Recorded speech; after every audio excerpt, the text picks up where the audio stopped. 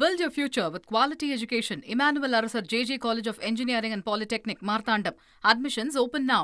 எரிவாயு பிரச்சனையை சமாளிக்க மத்திய அமைச்சரவை கூட்டம் வந்து கோபர்தன் திட்டத்திற்கு ஒப்புதல் அளித்திருக்கு. இந்த திட்டம் குறித்து விளக்க இணைகிறார் தொகுப்பாளர் அஞ்சலி. ஓவர் டு அஞ்சலி. நன்றி வரும்.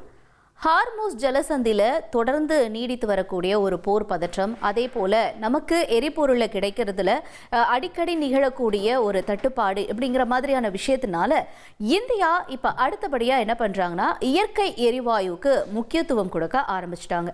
ஏற்கனவே எத்தனால எந்த அளவுக்கு விரைவா எல்லா மாநிலங்களையும் கொண்டு சேர்க்க முடியும், அனைத்து வாகனங்களையும் அதை பயன்படுத்த வைக்க முடியும் அப்படிங்கிற அடுத்த கட்ட முயற்சியில தொடர்ந்து ஈடுபட்டு இருக்காங்க.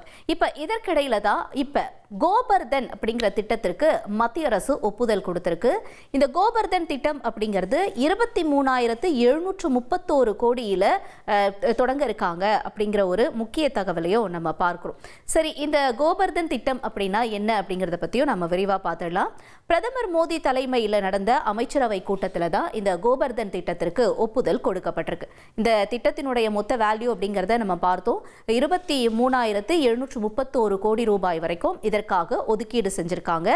தேசிய சுழற்சி உயிரி ஆற்றல் திட்டம் அப்படிங்கிறது தான் கோபர்தன் திட்டம் அப்படின்னு அழைக்கப்படுது. இந்த திட்டத்தை இப்ப 2026-2027 தொடங்கி இது 2035-36 நிதியாண்டு வரைக்கும் நாடு முழுக்க செயல்படுத்த ஒரு தீவிர திட்டம் அப்படிங்கிறது இப்ப செயல்பாட்டுக்கு வந்திருக்கு அப்படின்னு சொல்லப்படுது. கோபர்தன் திட்டம் அப்படின்னா என்ன அப்படிங்கிறத நம்ம இப்ப பார்த்துடலாம். அதாவது கால்நடை சாணம், விவசாய கழிவு இதெல்லாம் பயனுள்ள ஒரு அழுத்தப்பட்ட உயிர் வாயுவா மாற்றதான் கம்ப்ரஸ்ட் பயோகேஸ் அப்படின்னு சொல்லுவாங்க. இதை உயிர் வாயுவாகவும் உரமாகவும் மாற்றுறது தான் இந்த கோபர்தன் திட்டம் அப்படின்னு சொல்லப்படுது. இதுல 90% மேல மீத்தேன் எரிவாயு அப்படிங்கிறது இருக்கும். அப்ப இது எத்தனாலா அப்படின்னு கேட்டோம்னா இல்ல, இது எத்தனாலுக்கு அப்படியே முழுசா மாறுபட்டது. இதுல 90% மீத்தேன் இருக்கும் அப்படிங்கிறது தான் இந்த அதாவது கோபர்தன் அப்படின்னு சொல்லப்படக்கூடிய இந்த எரிபொருள் இருக்கக்கூடிய முக்கியமான ஒரு பாயிண்ட் அப்படின்னு பார்க்கப்படுது. இதனுடைய நோக்கம் என்ன அப்படின்னு நம்ம பார்த்தோம்னா கிராமங்களை சுத்தமாக வைத்திருக்கிறது அப்படின்னு சொல்லுவாங்க. பெரும்பாலும் கிராமங்கள் அப்படின்னாலுமே அங்கே விவசாயம், கால்நடைகள் வளர்ப்பு இதுதான் அதிகம். ஸோ அங்கே இந்த கழிவுகள் அப்படிங்கிறது ஏராளமாக இருக்கும். இதை விவசாயத்துக்கும் பயன்படுத்துவாங்க. அதே நேரம் அடுத்தபடியாக இப்போ இதை எரிபொருளாக மாற்றி இன்னும் கொஞ்சம் பயனடைகிறதுக்கான அடுத்த திட்டம் தான் இதுன்னு சொல்லப்படுது. இந்த கிராமங்களை சுத்தமாக வைத்திருத்தல் அப்படிங்கிறது ஒரு முக்கியமான பாயிண்ட். அடுத்தபடியாக பார்த்தோம்னா விலங்கு அப்புறம் கரிம கழிவுகள் இதன் மூலமா ஆற்றலா எப்படி மாற்ற முடியும் அப்படிங்கிறதா இந்த திட்டத்தினுடைய ஒரு முக்கியமான சாத்தியக்கூறும் அப்படின்னு சொல்றாங்க. இதன் மூலமா கிராமப்புற மக்களினுடைய வருமானத்தையும் உயர்த்த முடியும். ஏன்னா இவங்க கிட்ட இருந்து இந்த கழிவுகளை வாங்குறப்ப அவங்களுக்கும் ஒரு வருமானம் கிடைக்கும் அப்படின்னு சொல்லப்படுது. அடுத்து வேலை வாய்ப்புகளை உருவாக்குறது, இதுல டிரான்ஸ்போர்ட்டேஷன் இருக்கு. அடுத்தபடியா இந்த மாதிரியான விஷயத்தை செய்யும் பொழுது கிராமங்கள்லயே நிறைய பேர் இன்னும் அதிகமா இந்த வேலையில ஈடுபடுவாங்கன்றதுனால அவங்களுக்கு ஒரு சம்பளம் அப்படிங்கிறது கொடுக்கப்படும். இதன் மூலமா வேலை வாய்ப்புகளும் உருவாகும் அப்படிங்கிறது இன்னொரு பாயிண்டா சொல்றாங்க.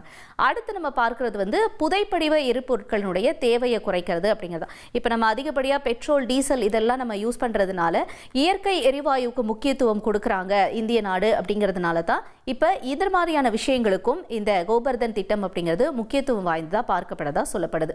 விவசாய கழிவுகள், கால்நடை சாணம், அப்புறம் சர்க்கரை ஆலை கழிவு, இந்த மாதிரியான கழிவுகள் மூலமா உயிர்வள ஆதாரங்களை தூய்மையான எரிபொருளா மாத்தி கிராமப்புற மக்களுக்கு ஒரு வருமானம் கிடைக்கிறதோ, அவங்களுடைய பொருளாதார திட்டத்தை மாற்றதோ இந்த திட்டம் நோக்கமா கொண்டிருக்கு அப்படிங்கிறதும் ஒரு முக்கியமான விஷயமா இருக்கு. அடுத்து இந்த இந்தியாவினுடைய அழுத்தப்பட்ட உயிர்வாயு துறையை தேசிய அளவில் கொண்டு சேர்க்கணும், இந்த திட்டத்தை தேசிய அளவில் கொண்டு சேர்க்கணும் அப்படிங்கிறதுக்கு ஒரு வலுவான கட்டமைப்பு உருவாக்கப்படும் சொல்றாங்க. இது எந்தெந்த வழிகளில் அப்படின்னு நம்ம பார்க்கும்பொழுது மத்திய தகவல் தொழில்நுட்பத்துறை அமைச்சர் அஸ்வினி வைஷ்ணவ் என்ன சொல்றாருன்னா, மூலதன உதவி அப்படிங்கிறத நாங்கள் கொடுப்போம். புதிய பயோகேஸ் ஆலைகளை தொடங்குறாங்க அப்படின்னாலோ இல்லை ஏற்கனவே இருக்கக்கூடிய ஆலைகளை விரிவாக்கம் செய்கிறாங்க அப்படின்னா உற்பத்தி திறனுடைய அடிப்படையில் ஒரு நாளைக்கு ஒரு டன்னுக்கு அதிகபட்சமாக 2 கோடி ரூபாய் வரைக்கும் மூலதன நிதி உதவி வழங்கப்படும் அப்படிங்கிறது இந்த திட்டத்தில் சொல்லப்பட்டிருக்கு. குறு சிறு நடுத்தர தொழில் நிறுவனங்கள் இந்த திட்டத்தின் கீழே எளிதாக, அதாவது ஈஸியாக கடன் பெறலாம் வங்கிகளில். அதுக்கு அரசு சார்பில் ஒத்துழைப்பு அளிக்கப்படும், கடன் ஆதரவு அளிக்கப்படும் அப்படின்னு சொல்லப்படுது. அடுத்தபடியாக பார்த்தோன்னா உற்பத்தியாளர்களுக்கு ஒரு நீண்ட கால வருவாய் உறுதியை நாங்கள் வழங்குவோம் அப்படிங்கிறது மத்திய அரசு சொல்றாங்க. 1 மெட்ரிக் மில்லியன் அழுத்தப்பட்ட உயிர்வாயுக்கு ரூபாய் 2110 அப்படிங்கிறத ஒரு நிலையான விலையா நாங்கள் கொடுக்குறோம் அப்படிங்கிறதையும் மத்திய அரசு உறுதிப்படுத்தியிருக்காங்க. நகர்ப்புற எரிவாயு விநியோக நிறுவனங்கள் அவங்களுடைய எரிவாயு விநியோகத்தில் கட்டாயமாக சிபிஜி, அதாவது நம்ம இப்போ சொன்னோம் இல்லையா, இந்த பயோகேஸ் அப்படிங்கிறது இதை கலக்கணும் அப்படிங்கிற விதிமுறையை கொண்டு வர போகிறதாகவும் சொல்கிறாங்க. இது 2026லேருந்து 27 3% ஸ்டார்ட் பண்ணி படிப்படியாக 2028-29 5% வரைக்கும் இந்த எரிவாயு பயன்படுத்துறதுக்கான அனைத்து முயற்சிகளும் மேற்கொள்ளப்படும் அப்படின்னும் சொல்லப்படுது. அடுத்து இந்த கேஸை எப்படி டிரான்ஸ்ஃபர் பண்ணலாம் அப்படிங்கிறதுக்கு உள்கட்டமைப்பு விநியோக ஆதரவு குழாய், இந்த இணைப்பு வசதியெல்லாம் நாங்கள் ஏற்படுத்தி தருவோம் அப்படிங்கிறதையும் இந்த மத்திய அமைச்சரவை கூட்டம் உறுதியாக சொல்கிறாங்க.